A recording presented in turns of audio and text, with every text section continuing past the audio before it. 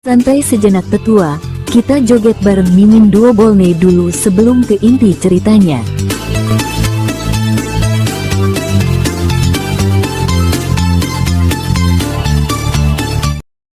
Pedang kuno aslinya memiliki kekuatan dahsyat, dan kini setelah rohnya memegang kendali, ia mengembangkan beberapa kemampuannya, yang memungkinkan kekuatan ini digunakan dalam pertempuran. Merasakan perubahan pada aura Xiao Fan, Wan Suifeng terkejut, lalu menampakkan niat membunuh yang lebih menggila. Mati. Saat berikutnya, Xiao Fan dan Wan Suifeng bertarung sengit sekali lagi. Aura yang mengguncang bumi bergema, dan pedang kuno menyebabkan kerusakan parah pada Wan Suifeng pada setiap serangan. Apakah ini kekuatan pedang terkutuk? Sangat kuat, dapat dengan mudah menembus tubuh Wan Suifeng. Pedang terkutuk. Siapa sangka anak ini bisa menggunakannya sampai sejauh itu. Kepala Istana Ilahi Biyun dan yang lainnya tercengang, mereka tentu saja mengetahui asal-usul pedang kuno. Mereka tidak pernah bermimpi bahwa pedang kuno akan begitu kuat di tangan Xiao Fan. Xiao Fan menebas dengan pedangnya, dan seketika, langit dan bumi berguncang, bahkan penghalang arena retak.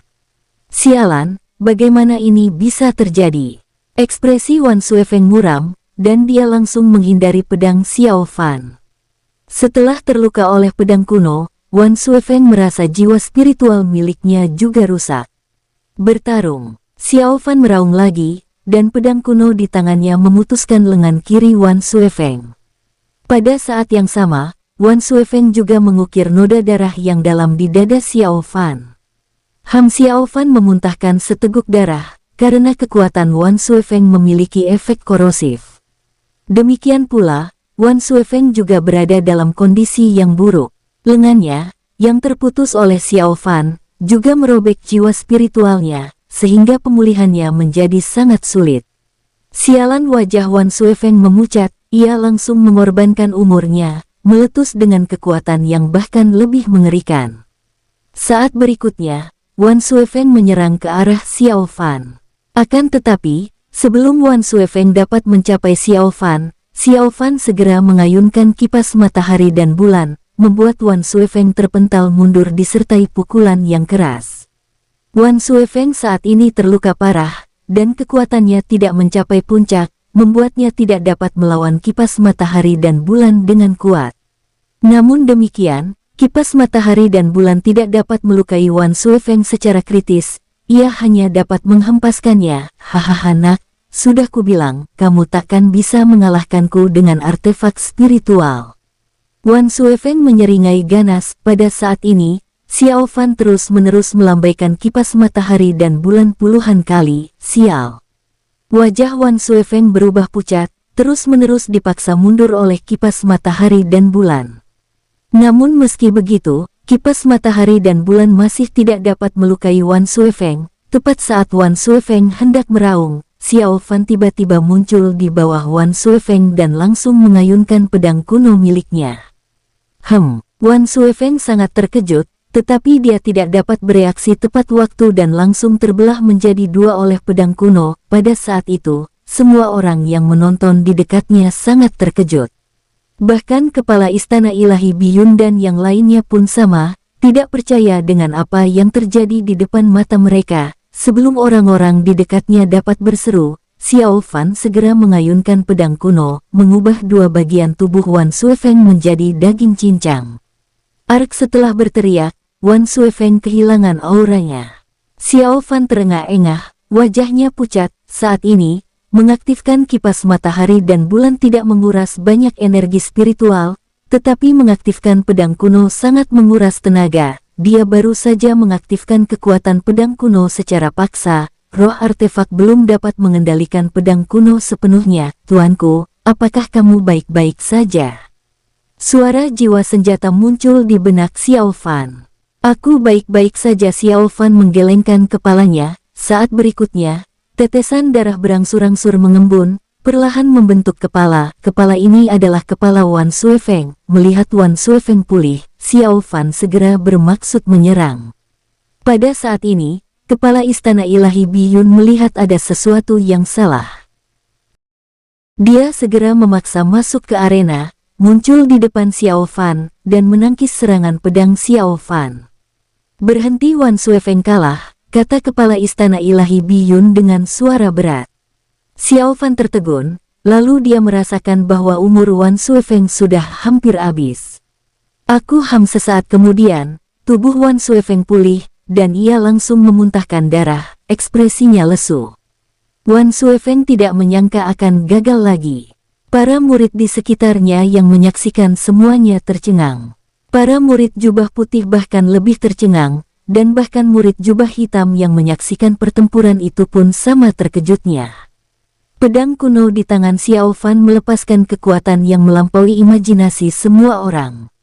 Pedang kuno sebenarnya dapat memusnahkan semua vitalitas Wan Suifeng. Jika kepala Istana Ilahi Biyun tidak muncul sekarang, Wan Suifeng mungkin sudah mati. Xiao Fan menatap pedang kuno, dengan ekspresi khawatir di wajahnya. Pedang kuno yang begitu kuat, ditambah dengan kutukan masa lalunya, membuat Xiao Fan pun merasa sedikit tidak nyaman.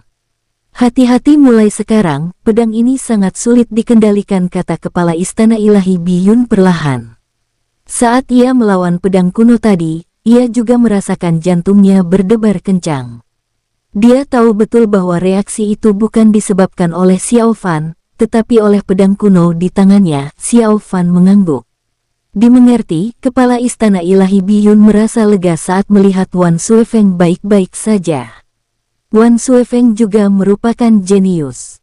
Jika dia mati di tangan Xiao Fan, niscaya itu akan menjadi kerugian bagi Istana Ilahi Biyun. Pertandingan ini Bu Fan menang. Kepala Istana Ilahi Biyun menghela napas dan perlahan mengumumkan kemenangan Xiao Fan.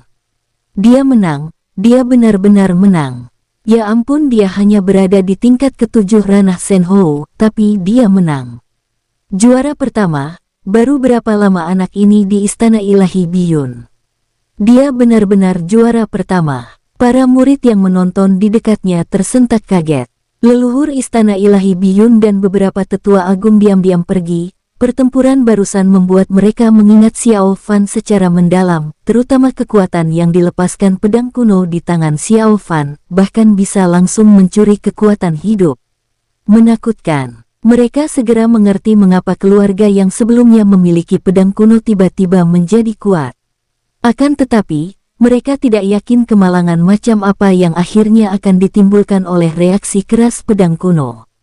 Xiao Fan menatap Wan Suifeng dan menghela napas, "Kamu sangat kuat." Mendengar hal itu, Wan Suifeng memuntahkan seteguk darah, menggertakkan giginya sambil melotot ke arah Xiao Fan. "Sialan, kalau kamu tidak punya pedang kuno, aku tidak akan kalah."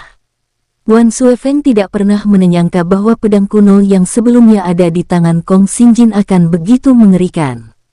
Bahkan Kong Xingjin, yang sedang menonton di dekatnya, tidak menyangka pedang kuno begitu menakutkan. Pada saat ini, banyak orang diam-diam mengejek Kong Xingjin, yang memiliki artefak spiritual yang mengerikan tetapi tetap kalah. Tidak diragukan lagi, Kong Xingjin entah kenapa menjadi aib. "Hehe, kalau kita di kultivasi yang sama, menurutmu apa kamu bisa menang?" Xiao Fan mencibir dan menggelengkan kepalanya. Setelah berbicara, Xiao Fan berbalik dan melangkah keluar arena, berjalan ke Feng Yuliu, dan membawanya pergi dari tempat itu. Berdasarkan persetujuannya dengan kepala Istana Ilahi Biyun, dia sekarang menjadi yang pertama, dan dengan demikian memenuhi syarat untuk berpartisipasi dalam perjamuan Dao Bodi. Melihat Xiao Fan mengalahkan Wan Suifeng, Yuan Yanbin menggertakkan giginya karena marah. "Sialan, sialan, dia benar-benar menang." Yuan Yanbin tidak menyangka Xiao Fan akan mampu mengalahkan Wan Suifeng. Bukan hanya Yuan Yanbin, tetapi juga orang lain di dekatnya, termasuk Wan Suifeng sendiri, tidak menduganya.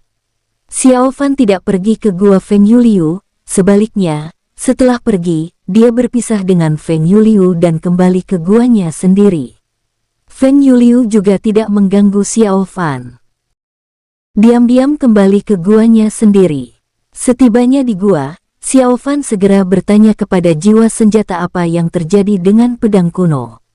"Tuanku, aku belum melihat banyak petunjuk," Tapi benda ini mengandung terlalu banyak kekuatan yang tidak diketahui dan menggunakan kekuatan ini akan membutuhkan pengorbanan yang besar. Jiwa senjata berbicara perlahan, dia adalah pemurni artefak di kehidupan sebelumnya, jadi dia paling mengerti artefak spiritual. Kedua, sekarang setelah jiwa senjata telah melekat pada pedang kuno, dia bisa melakukan eksplorasi lebih dalam. Jiwa senjata memberitahu Xiao Fan segala hal yang diketahuinya. Kekuatan yang terkandung dalam pedang kuno tampaknya bukan dai masa kini, melainkan seperti kekuatan yang diwariskan dari zaman kuno. Dan untuk mengaktifkan kekuatan ini, selain mengonsumsi energi spiritual, tampaknya juga mengkonsumsi keberuntungan. Keberuntungan adalah konsep yang halus. Sederhananya, pedang kuno dapat melepaskan kekuatan dahsyat yang sepenuhnya disebabkan oleh keberuntungan, dan justru karena hubungan inilah pedang kuno dapat memutuskan kekuatan hidup orang lain. Apa yang terjadi dengan keberuntungan ini? Xiao Fan bertanya perlahan, tampaknya memahami asal-usul nama pedang kutukan. Tidak jelas saat itu, aku merasakan keberuntunganmu, tertelan ke dalam pedang kuno, dan baru saat itulah pedang kuno melepaskan kekuatannya. Jiwa senjata juga tidak yakin dengan kebenarannya, hanya menyatakan tebakannya sendiri. Setelah beberapa penelitian oleh Xiao Fan dan jiwa senjata, Xiao Fan secara garis besar memahami tentang pedang kutukan. Pedang ini seharusnya adalah artefak spiritual yang ada di zaman kuno. Ia dapat melahap keberuntungan milik penggunanya, sehingga melepaskan kekuatan yang dahsyat, dan karena alasan inilah ia dapat dengan mudah memutuskan kekuatan hidup orang lain. Dengan cara yang sama, ketika keberuntungan milik seseorang dilahap, baik keberuntungan miliknya maupun keberuntungan dari keseluruhan keluarga pada akhirnya akan menjadi makanan bagi pedang kuno. Ini juga menjelaskan mengapa keluarga yang awalnya memperoleh pedang kuno awalnya sangat makmur, dan kemudian semuanya binasa. Karena semua keberuntungan mereka telah dilahap habis oleh pedang kuno. Karena alasan inilah setelah Istana Ilahi Biyun memperoleh pedang kuno, mereka menyegelnya dan tidak seorang pun pernah menggunakannya. Itulah sebabnya Istana Ilahi Biyun tidak terpengaruh. Tuanku, seharusnya begitu pedang ini kuat, tapi terlalu menyeramkan. Aku sudah menyelidikinya, dan keberuntungan yang tertelan menghilang begitu saja bahkan tidak ada di dalam pedang kuno. Jiwa senjata itu berbicara perlahan. Bukan di pedang kuno. Kemana perginya? Xiao Fan terkejut. Tidak jelas ia menghilang begitu saja, tidak ada sedikit pun jejak auranya yang terasa. Tuan, bagaimanapun juga, berhati-hatilah setelah ini dan jangan mudah menggunakan pedang ini lagi. Jiwa senjata berbicara perlahan. Jika jiwa senjata mengatakan hal seperti itu menunjukkan bahwa masalahnya tidak sederhana. Xiao Fan mengangguk, baiklah. Setelah berdiskusi antara Xiao Fan dan jiwa senjata akan berusaha sekuat tenaga untuk mengungkap rahasia pedang kuno, sehingga memudahkan Xiao Fan untuk menggunakannya. 3 hari berlalu dengan cepat. Nama Xiao Fan kini telah tersebar di seluruh Istana Ilahi Biyun. Seseorang yang masuk Istana Ilahi Biyun dari wilayah menengah, tidak hanya menjadi murid Istana Ilahi Biyun tetapi, hanya dalam beberapa bulan saja, menjadi peringkat pertama murid jubah putih. Hal ini tidak terbayangkan dan belum pernah terjadi sebelumnya di Istana Ilahi Biyun. Tidak lama setelah itu, Kepala Istana Ilahi Biyun secara pribadi mencari Xiao Fan. Dia sempat membahas pedang kuno dengan Xiao Fan. Kepala Istana Ilahi Biyun juga menasihati Xiao Fan untuk berhati-hati saat menggunakan pedang kuno, karena khawatir akan menimbulkan reaksi negatif. Baiklah, terima kasih sudah diingatkan. Kepala Istana Xiao Fan mengangguk. Berterima kasih kepada Kepala Istana Ilahi Biyun. Hahaha, kekuatanmu mengejutkanku, kamu hebat sekali.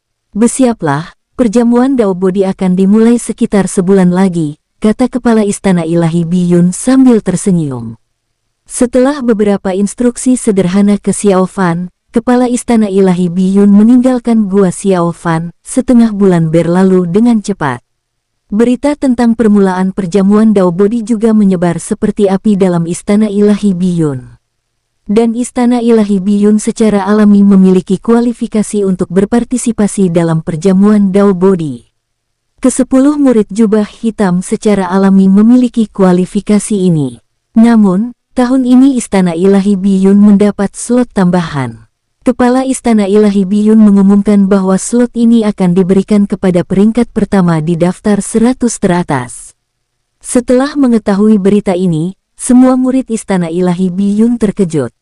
Mereka tiba-tiba menyadari, tampaknya memahami mengapa Xiao Fan menantang Wan Suefeng, yaitu untuk bersaing memperebutkan kualifikasi ke perjamuan Dao Bodi. Wan Suefeng, setelah mendengar ini, sangat marah hingga ia pingsan. Jika dia berpartisipasi dalam perjamuan Dao Bodi, dia bisa minum teh bodi. Jika dia bisa minum teh bodi, dia mungkin akan terlahir kembali dan mengalahkan pria itu. Tapi sekarang Wan Suefeng tak lagi punya kesempatan. Sialan Wan Suefeng sangat marah, namun tak berdaya. Setelah pertarungan hebat dengan Xiao Fan, Wan Suefeng hanya memiliki sedikit vitalitas tersisa di tubuhnya. Ia tidak akan bisa pulih ke kondisi puncaknya dalam beberapa tahun ke depan.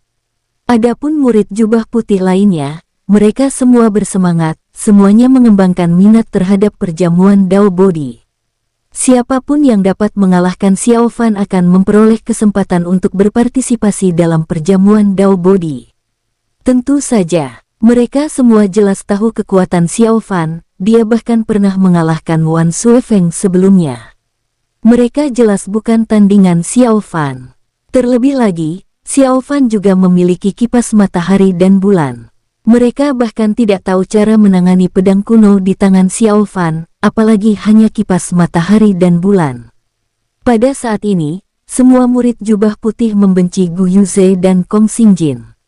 Yang satu memberi Xiao Fan nilai kipas matahari dan bulan, dan yang lain memberi Xiao Fan nilai pedang kuno. Di sisi lain, keluarga Gu juga mengirimkan anggota mereka ke Istana Ilahi Biyun.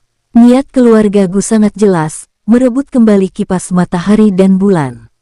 Jika sebelumnya, akan mudah bagi keluarga Gu untuk merebut kembali kipas matahari dan bulan, karena awalnya itu milik keluarga Gu.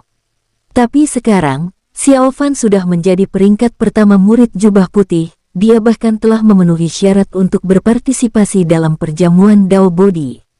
Dengan bakat Xiao Fan, menjadi murid jubah hitam hanyalah masalah waktu. Oleh karena itu, orang-orang dari keluarga Gu tidak berani bertindak gegabah.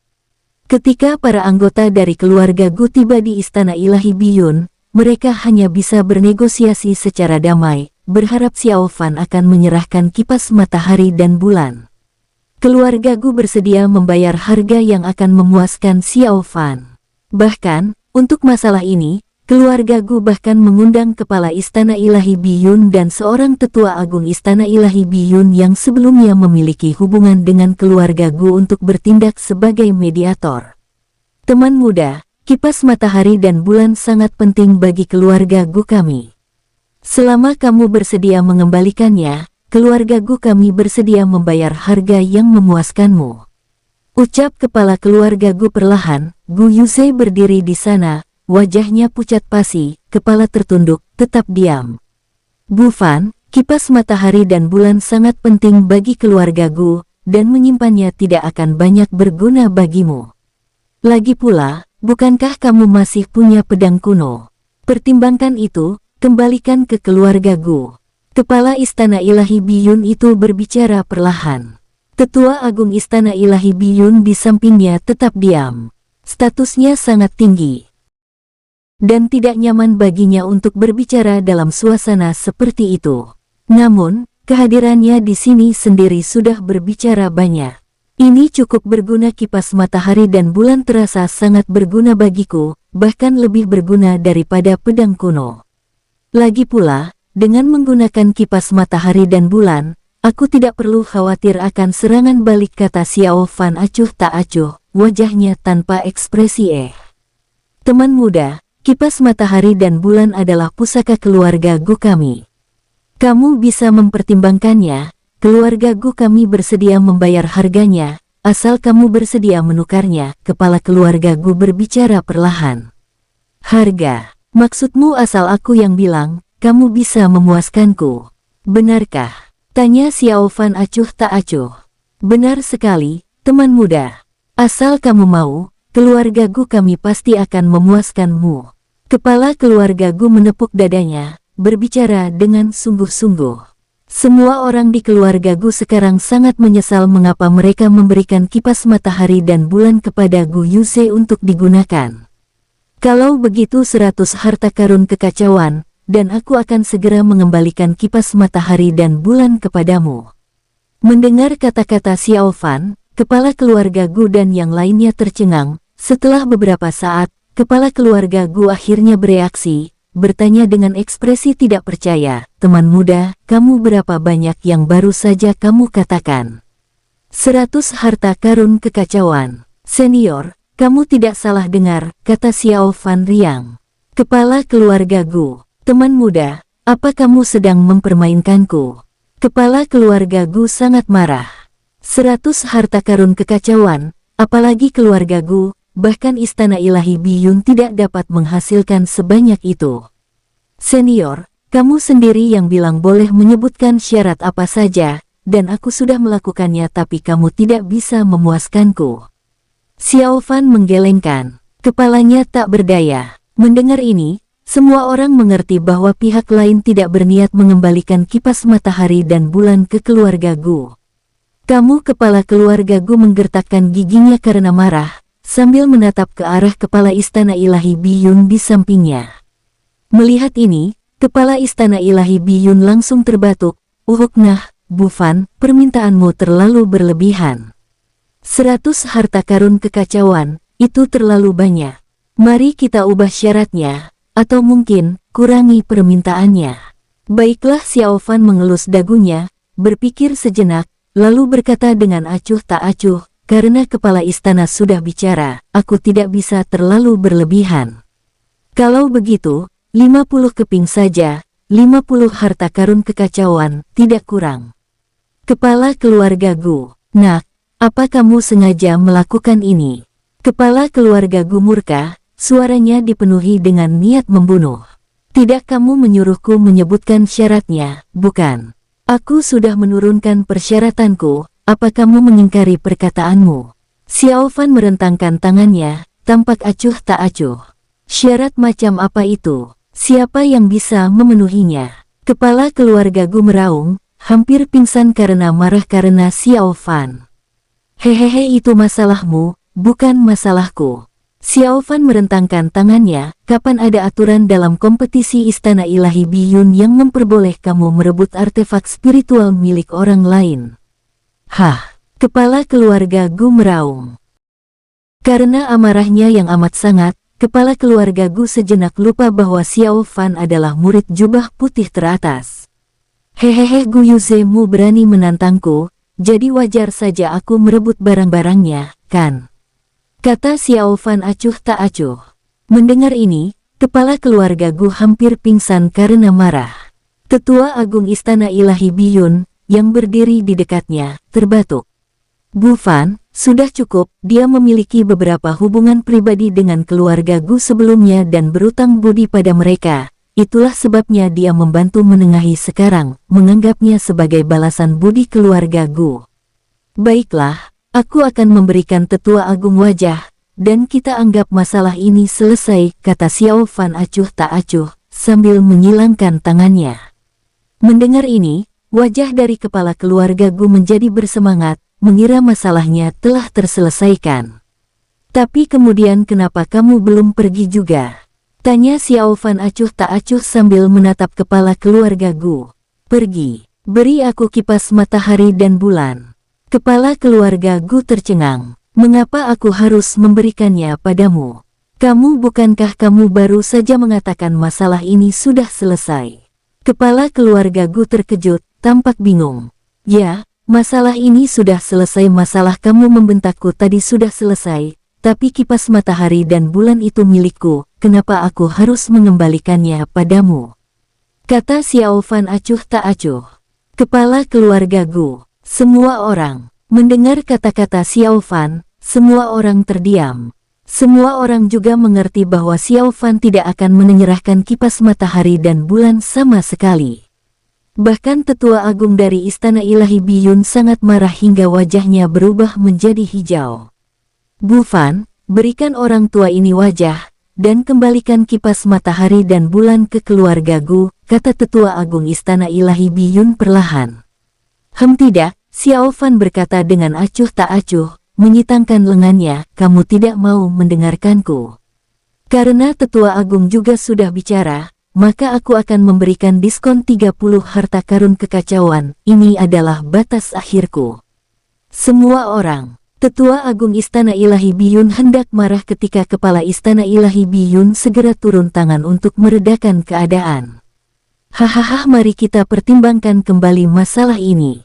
Tidak mudah bagi Bu Fan untuk mendapatkan harta karun kekacauan, jadi wajar saja jika dia enggan menyerahkannya. Mendengar ini, ekspresi tetua agung Istana Ilahi Biyun sedikit melunak. Namun, ekspresi kepala keluarga Gu masih sangat jelek. Hehehe, 30 harta karun kekacauan. Kalau keluarga Gumu masih menginginkan kipas matahari dan bulan, pergilah kumpulkan harta karun kekacauan. Jangan berlama-lama di sini, mengerti? Kata Xiao Fan acuh tak acuh, bahkan dengan kepala Istana Ilahi Biyun yang menjadi penengah, Xiao Fan tetap tidak peduli. Kamu nak, tunggu saja. Wajah kepala keluarga Gu wajah memerah karena marah, lalu dia berbalik hendak pergi dengan geram. Gu Yuze melotot tajam ke arah Xiao Fan, lalu berbalik dan pergi bersama kepala keluarga Gu. Kepala Istana Ilahi Biyun mendesah, menggelengkan kepalanya tanpa daya. Tetua agung Istana Ilahi Biyun mendengus dingin, lalu pergi dengan gusar. Kepala istana, keluarga Gu itu terlalu banyak menindas orang lain. Xiao An menatap kepala Istana Ilahi Biyun sambil menggertakkan giginya. Kepala istana, kamu harus menegakkan keadilan untuk murid ini. Mendengar ini, Kepala Istana Ilahi Biyun tidak tahu berkata apa. Tidak bisakah kamu sedikit lebih tenang? Kepala Istana Ilahi Biyun menggelengkan kepalanya tanpa daya. Aku sangat tenang, keluarga Gu yang datang untuk menindasku. Kepala istana, kamu baru saja mendengarnya, kan? Dia memintaku menyebutkan syaratnya, dan aku melakukannya, tapi dia tidak bisa memuaskanku. Kata Xiao Fan dengan nada patah hati. Kepala Istana Ilahi Biyun menggelengkan kepalanya. Lupakan saja, lupakan saja.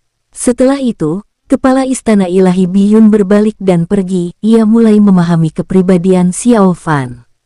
Dia biasanya tampak mudah diajak bicara, tetapi pada kenyataannya, dia tidak mau mengalah dan tidak mau menderita kerugian apapun.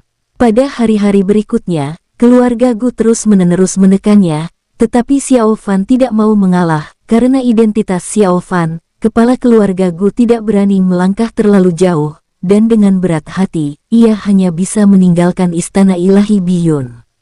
Permusuhan antara keluarga Gu dan Xiao Fan kini telah sepenuhnya terjalin. Xiao Fan tentu saja tidak peduli dengan masalah ini. Beberapa hari berlalu dengan cepat, dan tinggal kurang dari 10 hari lagi sampai perjamuan Dao Bodi. Dan sejak hari itu, kehidupan Xiao Fan mulai menjadi tidak damai. Semua murid jubah putih bersemangat untuk mencoba, menantang Xiao Fan satu demi satu. Untuk mendapat kesempatan mencicipi teh bodi, semua murid jubah putih memutuskan untuk mencoba keberuntungan mereka. Setelah itu, Xiao Fan mulai melawan para penantang satu persatu. Mereka semua tahu betul temperamen Xiao Fan. Jika mereka kalah dalam pertandingan, cincin penyimpanan mereka pasti akan diambil olehnya. Tetapi bagaimana jika mereka tidak membawa cincin penyimpanan mereka sekarang? Konsekuensinya akan lebih buruk lagi. Leng Rufeng sebelumnya adalah contoh yang bagus. Jadi, untuk mendapatkan kesempatan berpartisipasi dalam perjamuan Dao Bodi, mereka memutuskan untuk bertaruh dengan cincin penyimpanan mereka. Kemudian, pertandingan demi pertandingan terus berlanjut, dan Xiao Fan memperlihatkan kekuatan yang mengerikan, dengan mudah mengalahkan lawan bahkan tanpa pedang kuno miliknya, hanya menggunakan kipas matahari dan bulan. Dalam sekejap, Xiao Fan bertarung selama 3 hari 3 malam. Semua murid jubah putih bermaksud mencobanya, terutama saat ini, mereka berencana untuk menghabiskan Xiao Fan dengan pertarungan roda. Hasilnya, semua penantang, tanpa kecuali, dikalahkan. Sampai murid jubah putih peringkat teratas memasuki arena. Setelah Xiao Fan mengalahkan Leng Rufeng yang menduduki peringkat ke-7, ia langsung menantang Wan Suifeng. Di antara murid jubah putih, Xiao Fan belum pernah melawan orang yang menduduki peringkat kedua hingga ke-6. Untuk menghadapi para jenius ini, mengandalkan kipas matahari dan bulan saja jelas tidak cukup, dan banyak metode Xiao Fan tidak dapat digunakan saat ini. Dalam keputusasaan, Xiao Fan hanya dapat menggunakan pedang kuno untuk bertarung. Kekuatan pedang kuno sudah terkenal, sebelumnya ia telah memadamkan vitalitas Wan Suifeng dengan satu serangan. Tetapi para jenius ini juga ingin mencoba, dan dalam ketidakberdayaannya, Xiao Fan hanya bisa mengabulkan keinginan mereka dan mengalahkan mereka semua. Akan tetapi, Xiao Fan masih tidak menggunakan kekuatan yang terdapat dalam pedang kuno. Sebelum memahami misteri pedang kuno, Xiao Fan tidak ingin merusak keberuntungannya sendiri. Dalam sekejap, tinggal 3 hari sebelum perjamuan Dao Body, dan Xiao Fan masih menjadi yang pertama pada daftar 100 teratas. Semua murid jubah putih telah memasuki arena, dan tidak ada satupun yang sebanding dengan Xiao Fan.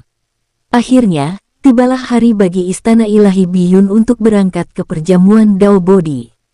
Setelah 10 murid jubah hitam, Xiao Fan menjadi satu-satunya kehadiran lainnya. Dan kultivasinya juga yang terendah di antara semuanya. Xiao Fan juga melihat Yuan Yanbin, ia merupakan murid jubah hitam peringkat ke-6 dan tentu saja memiliki tempat untuk berpartisipasi dalam perjamuan Dao Body. Ketika Yuan Yanbin melihat Xiao Fan, ia langsung menampakkan ekspresi kesal, ia begitu marah hingga gigi gerahamnya hampir hancur menjadi debu. Di samping 10 murid jubah hitam, sejumlah murid jubah putih juga akan mengikuti perjamuan Dao Body. Mereka tidak memenuhi syarat untuk minum teh body, tetapi hanya pergi sebagai pelayan. Di antara 10 murid jubah hitam, Xiao Fan juga melihat 3 jenius dengan peringkat teratas. Aura ketiganya sangat kuat, mencapai tingkat yang tak terbayangkan. Pada saat ini, Xiao Fan bahkan bertanya-tanya apakah dia bisa mengalahkan ketiganya jika dia menggunakan semua metodenya. Baiklah, ayo pergi. Kepala Istana Ilahi Biyun berbicara perlahan, memimpin Xiao Fan dan yang lainnya ke dalam susunan teleportasi. Kemudian susunan teleportasi bersinar terang, membawa Xiao Fan dan yang lainnya pergi. Perjamuan Dao Body. Ini adalah perjamuan besar yang diadakan setiap 10.000 tahun sekali di wilayah atas. Kali ini, perjamuan akan diselenggarakan oleh Istana Kaisar Surgawi, dan para jenius teratas dari berbagai pasukan di wilayah atas akan diundang untuk hadir dan minum teh body di perjamuan Dao Body. Tujuan dari perjamuan Dao ini adalah untuk menumbuhkan jenius alam dewa abadi. Tak lama kemudian, Xiao Fan dan yang lainnya tiba di lokasi perjamuan Dao Body, yang sangat dekat dengan Istana Kaisar Surgawi. Ini adalah jarak terdekat Xiao Fan dengan Istana Kaisar Surgawi yang pernah ia tempuh. Sambil menatap Istana Kaisar Surgawi yang megah di kejauhan, Xiao Fan tampak tenggelam dalam pikirannya. Musuh seluruh langit dan bumi ada di dalam. Hehehe nak, kamu belum pernah lihat Istana Kaisar Surgawi, kan? Yuan Yanbin mencibir ketika melihat reaksi Xiao Fan yang tidak biasa. Perkataan Yuan Yanbin menyadarkan Xiao Fan. Hehehe belum pernah lihat, kenapa? Kamu sering ke sana. Apa Istana Kaisar Surgawi rumahmu? Tanya Xiao Fan acuh tak acuh. Yuan Yanbin. Mendengar hal ini, Yuan Yanbin menjadi marah. Nak, apa yang kamu katakan tidak sopan kepada Yang Mulia Kaisar Surgawi. Hahaha tentu saja tidak. Aku hanya tercengang ketika melihat Istana Kaisar Surgawi, yang melambangkan rasa hormat kepada Yang Mulia Kaisar Surgawi. Tapi bagaimana denganmu? Kamu mengejekku. Itu penghujatan terhadap Yang Mulia Kaisar Surgawi. Xiao Fan tertawa terbahak-bahak, mengejeknya dengan dingin. Mendengar perkataan Xiao Fan, Yuan Yanbin hampir menjadi gila. Semua murid jubah hitam juga tercengang. Mereka tentu tahu nama Xiao Fan, tapi mereka tidak menyangka dia akan setajam itu. Jangan berdebat lagi, tenanglah. Tegur kepala Istana Ilahi Biyun dengan dingin, menyela pertikaian antara Xiao Fan dan Yuan Yanbin. Kepala Istana Ilahi Biyun telah menyaksikan lidah tajam Xiao Fan sebelumnya, bahkan kepala keluarga Gu tidak dapat memperoleh keuntungan apapun dari Xiao Fan. Bakat Yuan Yanbin setara jenius, tetapi dalam hal adu mulut, ia jauh lebih rendah daripada Xiao Fan. Xiao Fan juga mengabaikan Yuan Yanbin. Yang ada di Istana Kaisar Surgawi adalah musuhnya, dan juga musuh besar seluruh langit dan bumi di masa depan. Tak lama kemudian, Kepala Istana Ilahi Biyun memimpin semua orang ke aula utama. Aula utama ini terhubung ke Taman Bodhi, tempat banyak teh bodhi ditanam. Teh bodhi ini menghasilkan teh spiritual sekali setiap 10.000 tahun, yang, sebagaimana tersirat dalam namanya, adalah teh bodhi. Adapun buah bodhi yang dihasilkan oleh teh bodhi, itu diperuntukkan bagi Yang Mulia Kaisar Surgawi dan yang lainnya. Mengenai gelar Kaisar Surgawi, sebagian memanggilnya penguasa, sedangkan sebagian lainnya memanggilnya Kaisar Surgawi. Xiao Fan tidak jelas alasan spesifiknya. Hanya ada sedikit rumor tentang Kaisar Surgawi di dunia luar, dan tidak ada yang berani membahas Yang Mulia Kaisar Surgawi dengan mudah. Saat memasuki aula utama, ruangan itu dipenuhi dengan energi spiritual yang kaya, kuno, elegan, dan energi abadi yang masih tersisa. Sebelum Xiao Fan dan yang lainnya, banyak jenius dari berbagai kekuatan telah tiba. Masing-masing dari mereka memiliki aura yang mencengangkan dan ekspresi dingin. Baiklah, aku harus pergi. Jangan membuat masalah lagi nanti, mengerti? Kepala Istana Ilahi Biyun berbicara perlahan, dan setelah beberapa instruksi, dia meninggalkan tempat itu. Berdasarkan peraturan perjamuan Dao Bodhi, tidak ada orang luar yang dibolehkan hadir kecuali para jenius yang berpartisipasi dalam perjamuan Dao Bodhi. Setelah Kepala Istana Ilahi Biyun pergi, seorang pelayan dari perjamuan Dao Bodhi berjalan mendekati Xiao Fan dan yang lainnya. Semuanya, kalian harusnya dari Istana Ilahi Biyun. Perjamuan Dao Bodhi akan dimulai dalam 3 hari. Selama waktu ini, kalian bebas bergerak di sini, dan kalian bisa menikmati semua makanan di sini sesuka hati. Pelayan itu berbicara perlahan. Meskipun dia seorang pelayan, kultivasinya juga berada di lantai ranah Senwang. Pada saat ini, Xiao Fan jelas merasakan fondasi yang menakjubkan dari Istana Kaisar Surgawi. Murid jubah hitam dari Istana Ilahi Biyun, meskipun mereka tinggal di wilayah atas, menghadiri perjamuan Dao Bodhi untuk pertama kalinya dan agak gugup. Xiao Fan, di sisi lain, tampak acuh tak acuh. Dia menyimpan dendam terhadap alam dewa abadi, dan sekarang karena dia berada di wilayah musuh, dan bisa makan dan minum dengan baik, dia pasti tidak akan bersikap sopan. Seketika, Xiao Fan berlari ke pinggir sendirian dan mulai melahap makanannya. Rasanya enak. Xiao Fan menunjukkan keterkejutan. Buah-buah spiritual dan anggur spiritual di perjamuan Dao Bodhi adalah barang langka. Beberapa daging spiritual yang lezat bahkan lebih berharga. Xiao Fan juga satu-satunya di perjamuan Dao Bodhi yang melahap habis seluruh makanannya tanpa ragu. Seketika semua jenius menatap ke arah Xiao Fan, bertanya-tanya apakah orang ini adalah hantu kelaparan yang bereinkarnasi. Terutama murid jubah hitam dari Istana Ilahi Biyun, wajah mereka berkedut satu persatu. Kamu Bufan, boleh minta wajah. Jangan mempermalukan Istana Ilahi Biyun kami, mengerti? Teriak Yuan Yanbin. Hehehe, kalau tidak berani, jangan dimakan. Xiao Fan tidak peduli sama sekali dan melanjutkan makannya sendiri. Nak, bahkan jika aku makan, aku tidak akan makan sebanyak itu. Kamu mempermalukan Istana Ilahi Biyun, tahu itu? Yuan Yanbin meraung, wajahnya memerah karena marah. Hehe, malu. Bukankah makanan ditaruh di sini untuk dimakan? Apa kita seharusnya menggunakannya sebagai hiasan saja? Kata Xiao Fan acuh tak acuh. Meskipun kata-kata Xiao Fan ada benarnya, namun tetap saja membuat Yuan Yanbin marah. Murid jubah hitam lainnya juga tampak sangat tidak senang. Orang-orang dari kekuatan lain yang hadir menunjukkan kesenangan sombong. Mereka tidak menyangka orang-orang dari Istana Ilahi Biyun akan memulai konflik internal segera setelah mereka tiba. "Kamu bocah, apa kamu memaksaku untuk bertindak?" Yuan Yanbin sangat marah, niat membunuh berputar-putar di matanya. "Hehe, memaksamu untuk bertindak, Yuan Yanbin, kamu sangat menarik. Jika kamu bertindak di tempat ini, yang mempermalukan Istana Ilahi Biyun mungkin kamu, kan?" kata Xiao Fan acuh tak acuh. Kamu Yuan Yanbin sangat marah, tetapi dia juga tahu Xiao Fan benar. "Cukup, Yuan Yanbin, kalau Bu Fan mau makan, itu urusannya." Pada saat ini, seorang pemuda berjalan di depan Xiao Fan dan Yuan Yanbin. Orang ini juga merupakan murid jubah hitam dari Istana Ilahi Biyun, Gong Ze peringkat kedua, yang dengan mudah mengalahkan Wan Suefeng. "Gong Ze, aku akan memberimu wajah." Yuan Yanbin menghela napas, melotot tajam ke arah Xiao Fan. "Nak, hati-hati jangan sampai memakan dirimu sendiri." Dengan itu, Yuan Yanbin pergi dengan kesal. Gong Ze tersenyum, menatap Xiao Fan, dan berkata dengan acuh tak acuh. "Baiklah, jangan marah. Kepribadian Yuan Yanbin memang seperti itu." Dengan itu, Gong Ze berbalik dan pergi.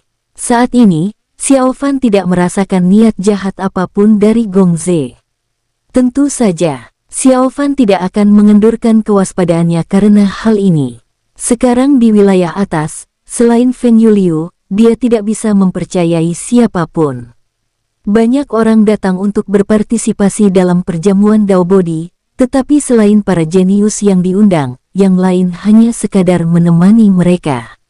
Pada Istana Ilahi Biyun, banyak orang mengikuti 10 murid jubah hitam untuk berpartisipasi dalam perjamuan Dao Bodi. Mereka semua melayani di dekatnya, tetapi Xiao Fan merupakan pengecualian, ia makan dan minum sendirian.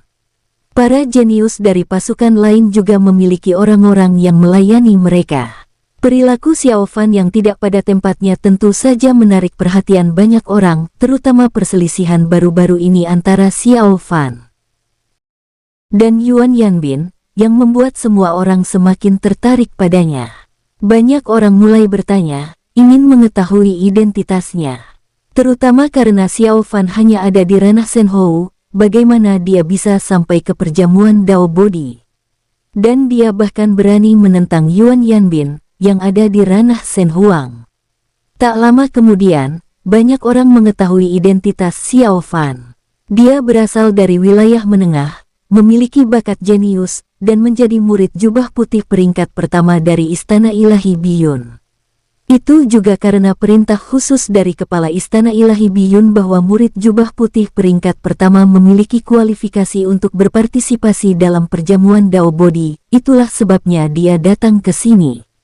Setelah mengetahui hal-hal ini, para jenius dari kekuatan lain menjadi tertarik pada Xiao Fan. Seorang anak laki-laki dari wilayah menengah bisa menjadi murid jubah putih peringkat pertama dari Istana Ilahi Biyun. Meskipun dia belum menjadi murid jubah hitam, tidak ada seorang pun yang akan meremehkan orang ini. Seketika, banyak jenius berkumpul di sekitar Xiao Fan, dengan motif mereka masing-masing yang berbeda, dan mulai berbicara dengannya. Xiao Fan mengabaikan orang-orang yang mendekat, masih makan dan minum sendiri. Sikap dingin Xiao Fan tentu saja tidak disukai oleh para jenius ini, tetapi karena ini adalah perjamuan Dao Bodi, mereka tidak bersikap bermusuhan. Tak lama kemudian, tibalah saatnya perjamuan Dao Bodi dimulai. Selama waktu ini, Xiao Fan makan dan minum dengan lahap, dan energi spiritual dalam tubuhnya naik ke tingkat yang lebih tinggi. Perjamuan Dao Bodi dipimpin oleh kultivator ranah Senqian Huang dari Istana Kaisar Surgawi. Berdasarkan aturan Istana Kaisar Surgawi, kultivator ranah Senqian Huang yang memimpin setiap perjamuan Dao Bodi bukanlah orang yang sama. Tidak seorang pun tahu kultivator ranah Senqian Huang mana yang akan memimpin perjamuan Dao Bodi ini. Hahaha anak-anak kecil, apakah kalian sudah menunggu lama? Saat suara tawa samar bergema, para jenius di perjamuan Dao Bodi terkejut. Mereka semua melihat ke arah datangnya suara itu dan melihat seorang pemuda tampan, berambut putih berjalan masuk selangkah demi selangkah. Orang ini tampak muda, dan aura yang terpancar darinya begitu halus. Akan tetapi, tak seorang pun berani meremehkannya. Semua orang membungkuk hormat. Salam, Dewa Perang Surgawi. Salam, Dewa Perang Surgawi. Salam, Dewa Perang Surgawi. Orang yang datang itu adalah kultivator ranah Senqian Huang yang memimpin perjamuan Dao Bodi ini, yang dikenal sebagai Dewa Perang Surgawi. Xiao Fan juga mengikuti, membungkuk, dan merasakan rasa takut yang kuat dari orang di depannya. Jika dia melawan orang ini, dia pasti tidak akan punya kesempatan untuk melarikan diri. Seketika, jantung Xiao Fan menjadi sangat waspada. Dia harus sangat berhati-hati dan waspada selama perjamuan Dao Bodi berikutnya, memastikan dia tidak memperlihatkan kekurangan apapun. Hehehe anak-anak kecil, kalian tidak perlu seformal itu, kata Dewa Perang Surgawi sambil tersenyum pelan. Tatapannya menyapu semua orang. Ketika melihat Xiao Fan, ekspresinya sempat terkejut sebelum kembali normal. Di antara para jenius yang hadir, kultivasi yang terlemah adalah ranah Senwang. Dengan Xiao Fan menjadi satu-satunya pengecualian, yang kultivasinya hanya ranah Senhou, Dewa Perang Surgawi segera berjalan ke kursi utama dan duduk perlahan. Setelah itu, pelayan terus memasuki aula sambil membawa kursi. Baiklah, mereka yang tidak diundang ke perjamuan Dao Bodi harus pergi sekarang, kata Dewa Perang Surgawi perlahan. Seketika itu juga, sebagian besar orang memperlihatkan ketidakmauan dan penyesalan, lalu meninggalkan aula satu persatu. Berdasarkan aturan perjamuan Dao Bodi, hanya mereka yang menerima undangan yang berhak mencicipi teh bodi. Setelah sebagian besar pengikutnya pergi, Dewa Perang Surgawi perlahan berbicara, baiklah, kalian boleh duduk. Kemudian, Yuan Yanbin, Xiao Fan, dan yang lainnya duduk di kursi yang baru saja dibawa oleh para pelayan. Setelah Xiao Fan duduk di kursi itu, ia langsung merasakan kesejukan yang tak terjelaskan. Kursi ini bukan barang biasa, ia mengandung energi dingin yang kuat. Yang lainnya juga menemukan hal ini. Hehehe tidak perlu gugup, tidak apa-apa, kata Dewa Perang Surgawi pelan. Setelah kalian minum teh bodi, kalau kalian masih punya peluang, kalian mungkin akan lupa diri. Kursi ini bisa membantu agar kalian bangun lagi. Mendengar ini, semua orang terkejut. Sebab di masa lalu, orang-orang yang berpartisipasi dalam perjamuan Dao Bodi, meminum teh bodi dan tertidur selamanya, tidak pernah terbangun. Awalnya mereka semua mengira itu salah, tetapi sekarang mendengar apa yang dikatakan Dewa Perang Surgawi, tampaknya hal ini tidak salah. Perjamuan Dao Bodi terjadi setiap 10.000 tahun sekali. Bagi kebanyakan orang di wilayah atas, perjamuan Dao ini bagaikan legenda. Sangat sedikit orang yang dapat berpartisipasi, jadi wajar saja jika mereka tidak menyadari efek dari teh bodi. Hehehe jangan kaget, kalau kalian benar-benar tertidur lelap, itu belum tentu buruk, asalkan kalian tidak mati, kata Dewa Perang Surgawi pelan. Mendengar kata-katanya, ekspresi para jenius menjadi semakin tegang. Dewa Perang Surgawi, apakah pernah ada yang mati? Tanya seseorang dengan lemah. Dia adalah murid dari keluarga yang besar, dan leluhurnya memiliki hubungan dengan Dewa Perang Surgawi. Itulah sebabnya dia berani bertanya. Hehehe tentu saja, teh bodi ini sungguh ajaib. Mereka yang beruntung bisa melambung tinggi, sementara yang tidak beruntung akan merasa pahit dan tak tertahankan. Tentu saja, ada juga yang malang yang akan binasa setelah meminum teh bodi, jawab Dewa Perang Surgawi pelan. Mendengar ini, jantung semua orang berdebar kencang. Apa? Kamu takut? Kalau takut, belum terlambat untuk menyesalinya sekarang, kata Dewa Perang Surgawi sambil tersenyum pelan. Akan tetapi, terlepas dari apa yang dikatakan, para jenius yang datang untuk berpartisipasi dalam perjamuan Dao Bodi tentu saja tidak akan pergi. Mereka telah menghadiri perjamuan Dao yang hanya terjadi sekali setiap 10.000 tahun, jadi mereka tentu tidak akan pergi sekarang. Lagi pula, ada banyak legenda tentang teh bodi, banyak orang bahkan mencapai ranah Senqian Huang setelah mengonsumsinya. Hehehe, aku beri waktu 1 jam untuk mempertimbangkan. Dewa Perang Surgawi terkekeh pelan, lalu perlahan menutup matanya. Tak lama kemudian, 1 jam berlalu. Dewa Perang Surgawi perlahan membuka matanya, melihat sekeliling, dan berkata sambil tersenyum, "Oh, lumayan, tidak ada satupun dari kalian yang pergi." Faktanya, selama jam ini, semua orang merasakan tekanan yang tak terbayangkan dalam hati mereka. Bahkan Xiao Fan pun seperti ini, terlibat dalam pergulatan batin yang sengit. Dia juga seorang jenius, dan jika dia mati hanya karena minum secangkir teh, cara mati seperti ini akan terlalu absurd. Tentu saja, pada akhirnya, Xiao Fan tetap memilih untuk meminum teh bodi. Bukan hanya Xiao Fan tetapi jenius lainnya juga berniat meminum teh bodi. Hehehe, karena tidak ada yang menyesal, mari kita mulai. Dewa Perang Surgawi tersenyum tipis dan bertepuk tangan. Lalu, 2 pria tua berambut putih berjalan memasuki aula utama. Kedua pria tua itu berjalan mendekati Dewa Perang Surgawi dan membungkuk hormat, "Salam, Dewa Perang Surgawi." Hehehe, tidak perlu sungkan-sungkan. Beritahu mereka hal-hal sepele yang perlu mereka perhatikan. Dewa Perang Surgawi tersenyum tipis, menunjuk ke arah Xiao Fan dan yang lainnya, lalu berbicara perlahan. Setelah itu, kedua pria itu menjelaskan kepada Xiao Fan dan yang lainnya tentang tindakan pencegahan untuk mengonsumsi teh bodi. Melalui penjelasan kedua pria tua, Xiao Fan dan yang lainnya mempelajari beberapa rahasia di dalam teh bodi. Setelah mengonsumsi teh bodi, jiwa spiritual seseorang mungkin memasuki ruang melupakan diri sendiri. Jika ini terjadi, itu adalah peluang untuk dirinya sendiri. Dalam ruang melupakan diri, seseorang mungkin memahami teknik kultivasi yang unik. Artefak spiritual mungkin juga muncul, langsung bermanifestasi dalam tubuh. Dimungkinkan juga untuk mengubah tubuh seseorang, yang menyebabkan fenomena kembali ke zaman kuno. Tentu saja, lebih sering, seseorang tidak memperoleh apapun atau hanya sekadar peningkatan sederhana dalam kekuatan spiritual. Jika demikian halnya, kursi es tempat mereka duduk akan kehilangan efeknya.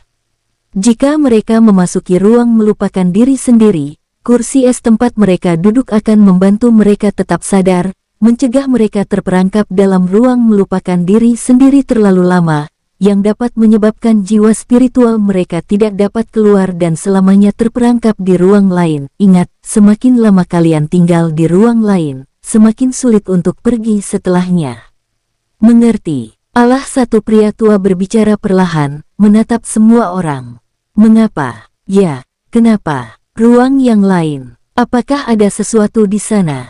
Banyak jenius yang angkat bicara, mereka tentu belum pernah mendengar tentang ruang lainnya. Hehehe, inilah ciri khas teh bodi. Mereka yang ditakdirkan untuk meminum teh ini akan dituntun oleh air teh ke ruang lain oleh jiwa spiritual mereka. Kalian bisa menganggap ruang itu sebagai tanah air teh bodi. Pria tua yang lain berbicara perlahan. Mendengar hal ini, para jenius masih bingung, dan beberapa ingin bertanya lebih lanjut.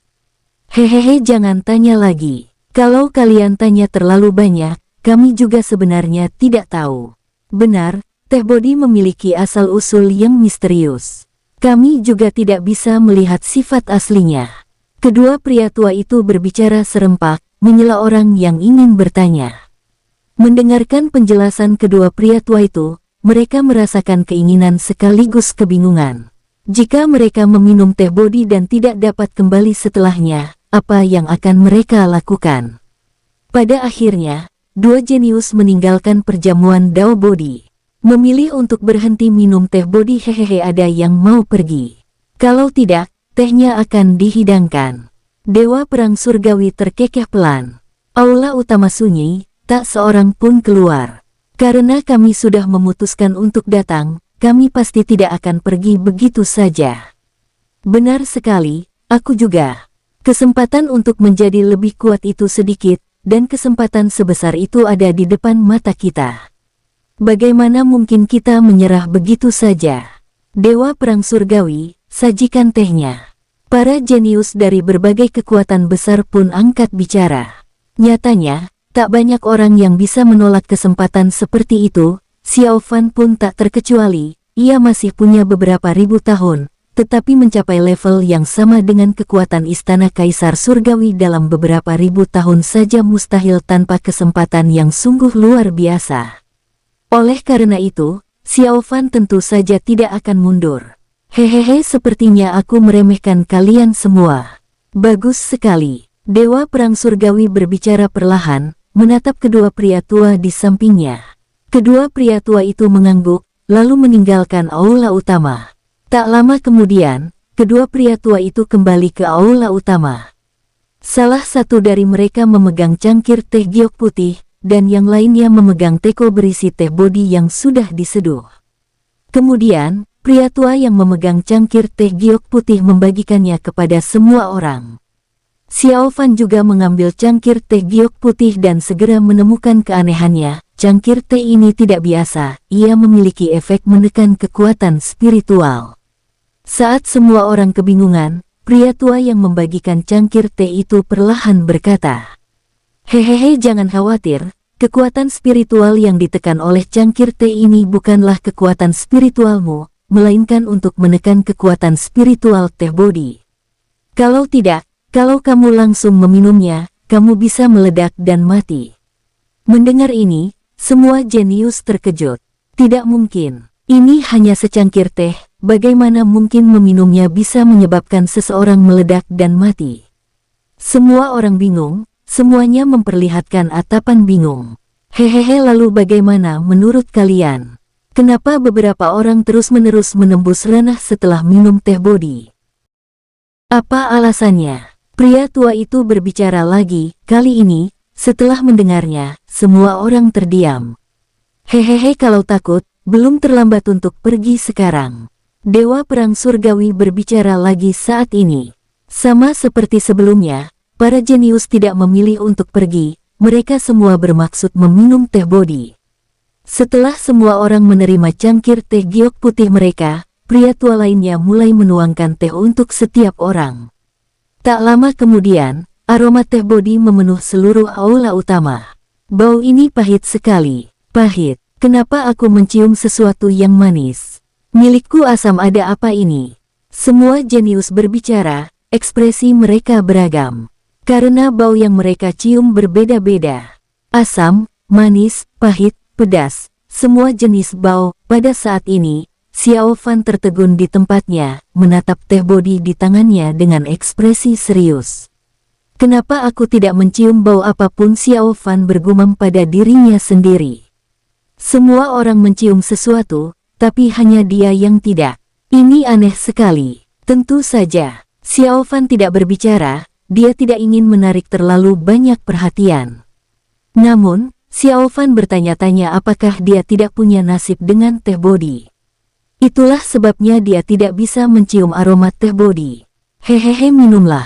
Setelah kalian minum, kalian masing-masing akan tahu apa kesempatan kalian. Dewa Perang Surgawi tersenyum perlahan, tatapannya menyapu semua orang. Lalu, satu demi satu, para jenius mengumpulkan keberanian mereka dan meminum teh bodi. Xiao Fan melakukan hal yang sama, menenggaknya dalam satu tegukan, menghabiskan teh bodi. Setelah mencicipi teh bodi, reaksi para jenius beragam. Ada yang gembira, ada yang mabuk, dan ada pula yang bahkan marah. Ribuan hubungan karma. Bagaimana hubungan karma kalian masing-masing akan terbentuk? Terserah kalian. Dewa Perang Surgawi tersenyum perlahan, ia juga menyesap teh bodi dan menggelengkan kepalanya tanpa daya. Rasanya masih pahit, sungguh tidak enak diminum. Setelah mengonsumsi teh bodi, Xiao Fan benar-benar bingung. Semua orang telah merasakan rasa yang berbeda dan mendapatkan wawasan yang berbeda pula, namun saat ini, Xiao Fan tidak merasakan apapun. Mulutnya hambar dan tidak berasa, tidak ada sensasi yang merangsang, seolah-olah dia telah minum air putih biasa. Mungkinkah apa ini benar-benar karena aku tak punya takdir? Xiao Fan bergumam pada dirinya sendiri. Setelah beberapa saat, ia masih tak merasakan apa-apa. Xiao Fan menggelengkan kepalanya tanpa daya, merasa bahwa kedatangannya sia-sia. Dia baru saja hendak bangkit dan pergi ketika tiba-tiba, sebuah raungan bergema di benaknya, seakan-akan jiwa spiritualnya tengah meledak. Kepalaku seketika, Xiao Fan kehilangan kesadaran dan pingsan total. Xiao Fan terbangun dalam keadaan linglung, sambil memegangi kepalanya. Saat terbangun, Xiao Fan segera melihat sekeliling, ingin melihat reaksi orang lain. Namun, pada saat ini, Xiao Fan mendapati sekelilingnya kosong, dan tidak ada seorang pun. Ini Xiao Fan tampak bingung. Pada saat yang sama, Xiao Fan menemukan bahwa ia telah mendapatkan kembali penampilan aslinya. Apa yang terjadi? Xiao Fan tampak heran. Dia tidak tahu apa yang sedang terjadi.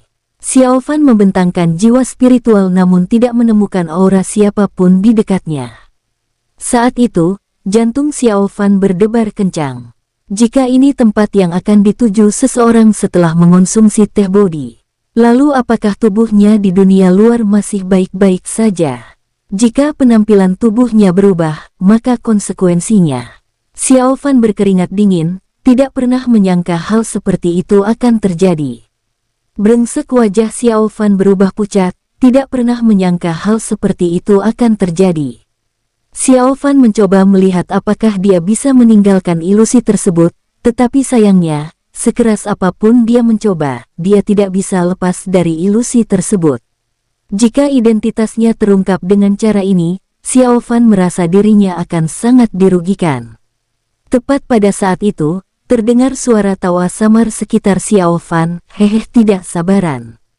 Kamu masih muda, kenapa tidak sabaran sekali? Siapa itu?" Mendengar ini, Xiao Fan terkejut dan segera melihat ke sekelilingnya, tetapi dia tidak melihat sosok apapun, juga tidak ada aura di dekatnya. "Hehe, mau menemukanku? Sayang sekali, kamu belum memenuhi syarat." Tawa samar itu muncul lagi. "Katakan padaku, bagaimana aku bisa pergi dari sini?" kata Xiao Fan dengan mendesak. "Kamu ingin pergi? Benar, hehe, menarik, aku agak tertarik padamu. Tidak mudah bagi seseorang untuk mencapai tempat ini, tapi kamu malah ingin pergi." Tawa itu penuh dengan keceriaan, tampaknya sangat tertarik dengan reaksi Xiao Fan. "Siapa kamu sebenarnya?" kata Xiao Fan dengan suara berat. Dia sangat khawatir jika jiwa spiritual kembali ke tubuhnya, dia mungkin sudah ditekan oleh Dewa Perang Surgawi dan dikirim ke istana Kaisar Surgawi. "Hehe, siapa aku? Apa yang kamu minum? Apa kamu lupa? Kamu teh bodi." Mendengar ini, Xiao Fan terkejut. "Hahaha, tidak, bagaimana mungkin aku teh? Aku penguasa alam bodi." "Penguasa alam bodi?" Xiao Fan tampak bingung. Dia belum pernah mendengar tentang penguasa alam bodi sebelumnya. "Apa kamu tidak tahu identitasku?" "Aku tidak tahu." "Nah, sekarang, kamu tahu, kan? Akulah penguasa alam bodi. Teh bodi berasal dari pohon bodi, dan akar dari pohon bodi adalah aku." Meskipun Xiao Fan masih setengah bingung, dia sudah cukup memahami asal-usul pihak lain. "Tidak bisakah kamu menunjukkan dirimu?" Xiao Fan ragu sejenak, lalu berkata dengan suara yang dalam. "Hehe, tunjukkan diriku. Tidak pernahkah kamu berpikir bahwa kamu saat ini berada di dalam tubuhku?" Suara penguasa alam bodi muncul lagi. Mendengar perkataan penguasa alam bodi, ekspresi Xiao Fan berubah. Dia segera mengerti apa yang sedang terjadi. "Mungkinkah setelah aku meminum teh bodi, jiwa spiritualku tertarik ke tubuhmu?" "Hahaha, nak, aku tidak menyangka kamu pintar sekali." "Ya, memang begitulah adanya." Setelah menerima jawaban penguasa alam bodi, Xiao Fan juga memahami beberapa hal tentang teh bodi. Hanya saja sekarang, Xiao Fan tidak berniat tinggal di sini. Jika dia kembali ke tubuh sekarang, dia masih bisa mati-matian berusaha pergi. "Senior, bagaimana aku bisa keluar dari sini?" kata Xiao Fan dengan suara berat. "Pergi. Kamu ditakdirkan, tahukah kamu sudah berapa lama sejak seseorang datang ke sini?" Mendengar ini, suara terkejut penguasa alam bodi perlahan muncul. "Aku tidak tahu." Xiao Fan menggelengkan kepalanya. "Hehe, sudah ratusan ribu tahun, atau mungkin jutaan tahun, aku tidak ingat." Selama itu, mendengar ini, Xiao Fan terkejut. "Kamu pikirkan?" "Hahaha, apa yang kamu pikirkan?" Tawa penguasa alam bodi perlahan muncul. Nak, kamu orang yang ditakdirkan, karena itulah kamu datang ke sini. Ini kesempatan bagus, kamu harus menghargainya, mengerti? Suara penguasa alam bodi perlahan muncul. Menghargainya. Apa keuntungan yang akan kudapatkan setelah datang ke sini? Xiao Fan berpikir sejenak dan bertanya langsung. Manfaat. Hahaha nak, kamu benar-benar belak-belakan. Orang-orang dulu, ketika melihatku, mereka semua memohon, tapi kamu hehehe apa? Mau aku memohon? Xiao Fan mencibir. Xiao Fan merasa cemas, dia tidak punya waktu untuk membuang kata-kata dengan penguasa alam bodi. Karena jika semuanya salah, tubuhnya mungkin sudah ditekan sekarang. Saat dia membuka matanya lagi, orang pertama yang mungkin dilihatnya adalah Kaisar Surgawi. Hahaha bukan itu. Aku malah mengagumimu karena tidak memohon padaku, nak. Penguasa alam bodi terkekeh pelan. Seolah bisa membaca pikiran Xiao Fan, penguasa alam bodi perlahan berkata. Kamu sedang terburu-buru, apa yang kamu khawatirkan? Xiao Fan menghela napas dan menyuarakan keraguan dalam hatinya. Jangan khawatir, tubuhmu tidak akan terbongkar. Suara penguasa alam bodi perlahan muncul. Baguslah Xiao Fan menghela napas lega, lalu segera berubah menjadi wajah tersenyum. Senior, keuntungan apa yang bisa aku dapatkan darimu? Kamu berubah begitu cepat. Mendengar ini, penguasa alam bodi tertegun, merasa bahwa perubahan ekspresi pihak lain terlalu cepat. Tidak, aku hanya cemas sebelumnya. Senior, tolong jangan salah paham. Xiao Fan menggelengkan kepalanya berulang kali. Kamu bocah. Saat berikutnya, sesosok muncul di hadapan Xiao Fan. Nak, ayo bicara seperti ini, akan lebih nyaman ucap penguasa alam bodi perlahan. Ya, senior, Xiao Fan mengangguk. Hehehe kamu anak yang sangat menarik. Katakan padaku, apa yang kamu inginkan? Teknik kultivasi, teknik rahasia, senjata spiritual, atau terobosan kultivasi? Penguasa alam bodi bertanya langsung. Senior, aku ingin bertanya padamu. Kenapa aku datang ke tempat ini? Xiao Fan ragu sejenak, lalu bertanya perlahan. Kenapa? Hehehe ada banyak alasan. Kamu, nak, punya tubuh Hongmeng, yang membuatku penasaran, jadi aku secara aktif membimbingmu. Kedua, kamu sebelumnya pernah menyentuh pohon bodi, meskipun itu pohon yang layu, kamu memang menyentuhnya lalu, kamu punya wudao di tubuhmu. Semua alasan ini membawamu ke sini. Xiao Fan tidak terkejut, namun mengangguk perlahan. Xiao Fan memang pernah menyentuh pohon bodi sebelumnya, tetapi saat itu, Xiao Fan tidak merasakan apapun yang luar biasa terhadap pohon bodi. Terakhir kali, pohon bodi digunakan oleh Huian untuk pencerahannya, dan tidak ada hubungannya dengan Xiao Fan. Xiao Fan tidak menyangka bahwa pohon bodi yang dulu, dan pohon bodi yang dilihatnya sekarang, keduanya dapat terhubung dengan penguasa alam bodi. Terlebih lagi, pihak lain bahkan dapat melihat tubuh Hongmeng dan wudao di dalam tubuhnya. Hehehe nak, pikirkan baik-baik, apa yang kamu butuhkan. Si penguasa alam bodi terkekeh pelan. Mendengar ini, Xiao Fan merenung, sedangkan untuk senjata spiritual, Xiao Fan memiliki diagram bintang, dan baru saja memperoleh pedang kuno. Sedangkan untuk teknik kultivasi, itulah yang paling tidak dimiliki Xiao Fan. Untuk sesaat, Xiao Fan tidak tahu apa yang dia butuhkan. Hehehe nak, apa kamu sedang bimbang? Si penguasa alam bodi tersenyum perlahan. Senior bolehkah aku minta semuanya? Setelah beberapa lama, Xiao Fan berbicara, tatapannya tertuju pada penguasa alam bodi. Penguasa alam bodi, jangan serakah, bocah. Si penguasa alam bodi menggelengkan kepalanya tak berdaya dan mendesah. Hehe ini terutama karena aku tidak pandai memilih, senior. Karena sudah lama tidak ada orang di sini, kenapa kamu tidak memberikan semuanya padaku saja? Bagaimana? Kata Xiao Fan riang. Paling-paling aku hanya akan memberimu 2 hal. Si penguasa alam bodi menggeleng tak berdaya. 2 hal. Senior, kamu agak pelit, ya. Bisakah kamu memberiku beberapa lagi? Nak, Kamu tidak punya sikap seperti ini sejak awal, kata penguasa alam bodi dengan marah, tidak menyangka pemuda di depannya begitu tidak tahu malu. Awalnya, aku tidak tahu identitasmu, senior. Sekarang setelah aku mengerti, aku harus menunjukkan rasa hormatku kepada senior, bukan? Lupakan saja, lupakan saja. Kalau begitu aku tidak akan memberimu kesempatan. Tunggu senior. Apakah ada cara untuk menghindari serangan balik dari kesengsaraan surgawi saat aku menerobos? Xiao Fan ragu sejenak, lalu berbicara dengan suara berat. Menghindari serangan balik dari kesengsaraan surgawi.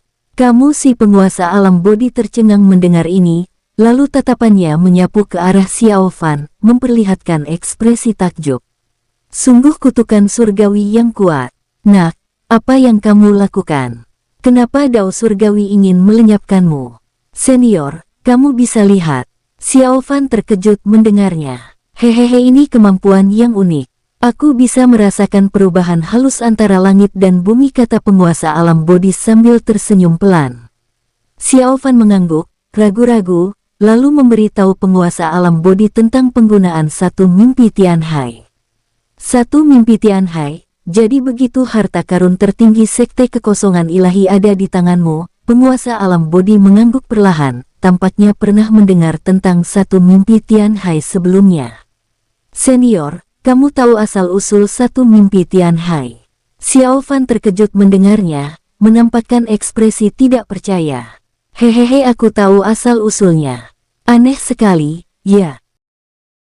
Bersambung. Sampai jumpa di episode selanjutnya para tetuaku, semoga terhibur.